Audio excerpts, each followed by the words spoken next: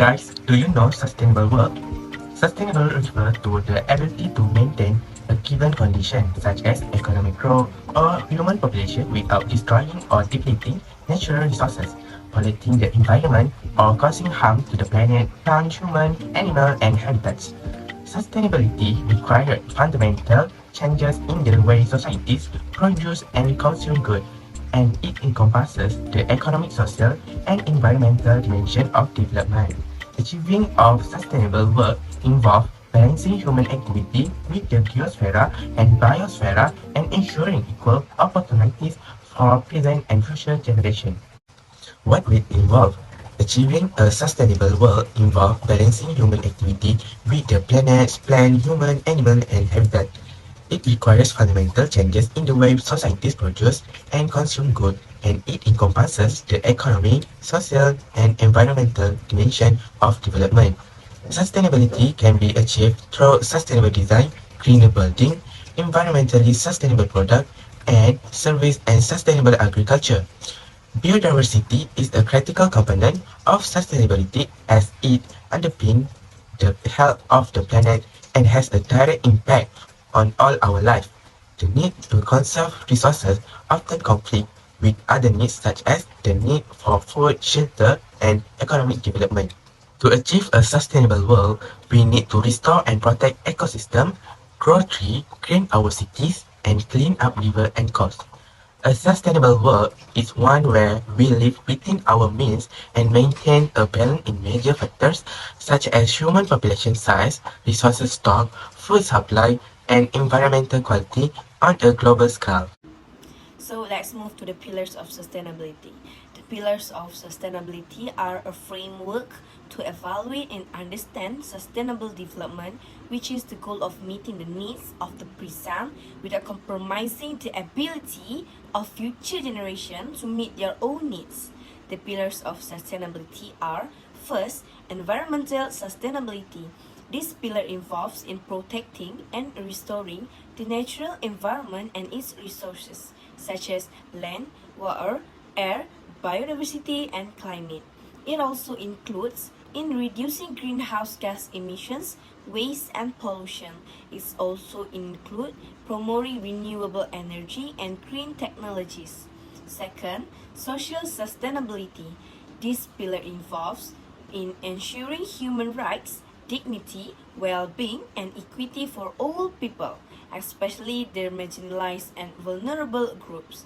It also includes in promoting education, health, culture, diversity, justice, democracy, and peace. Lastly, economic sustainability. This pillar involves in creating and maintaining a prosperous and resilient economy that provides opportunities and benefits for all people, especially the poor and disadvantaged. It also includes in promoting fair trade, innovation, entrepreneurship, and responsible consumption, also production. So basically, the pillars of sustainability are interrelated and interdependent, meaning that they affect and depend on each other. For example, environmental degradation can harm human health and well-being, as well as economic productivity and growth. Conversely, social and economic development can enhance environmental protection and restoration, as well as human welfare and happiness. Therefore, sustainable development requires a holistic and balanced approach that considers the impacts and trade-offs of different actions and policies on all three pillars of sustainability. Thank you, Alia. Next, I'm going to talk about global sustainability strategies. Global sustainability strategies are plans and actions that aim to achieve the Sustainable Development Goals, or we call SDGs, which are a set of 17 global goals that address the social, environmental, and economic aspect of the sustainable development. Some of the examples of global sustainability strategies are the Paris Agreement. This is a landmark international treaty that was adopted in 2015 by 196 parties to combat climate change and its impact. The agreement aims to limit global warming to well below 2 degrees Celsius, preferably to 1.5 degrees Celsius compared to pre-industrial levels. It also sets out a framework for countries to enhance their national climate actions, provide financial and technical support, and report plus review their progress. Next, the 2030 Agenda for Sustainable Development. This strategy is a comprehensive and universal plan of action that was adopted by the United Nations in 2015 to end poverty, protect the planet, ensure peace and prosperity for all by 2030. The agenda consists of 17 SDGs and 169 targets that cover various dimensions of sustainable development such as health, education, gender equality, clean energy, responsible consumptions, and biodiversity. Then, the Sender Framework for Disaster Risk Reduction. This is a voluntary and non-binding agreement that was adopted in 2015 by 187 countries to reduce disaster risk and build resilience. The framework sets out four priorities for actions such as understanding disaster risk, strengthening governments, investing in risk reductions, and enhancing preparedness and recovery. Lastly, the Addis Ababa Action Agenda. This agenda provides a blueprint for mobilizing and using financial and non-financial resources to support the implementation of the 2030 Agenda and other global sustainability strategies. It covers various sources and instruments of financing, such as domestic and international public and private funds, trades, debt, taxations, and technology. That's all from me. Next, I'm going to pass to Adila. Thank you, Akma, for the explanation. Then I will go into the global sustainability success story. We have UPS Orion, IKEA IW, General Electric Digital Wind Farm, and Swai Properties Green Building. So now I will go into the UPS Orion first. UPS is a United Parcel Service use an AI system called Orion, which is on-road integrated optimization and navigation to improve the efficiency of its transportation.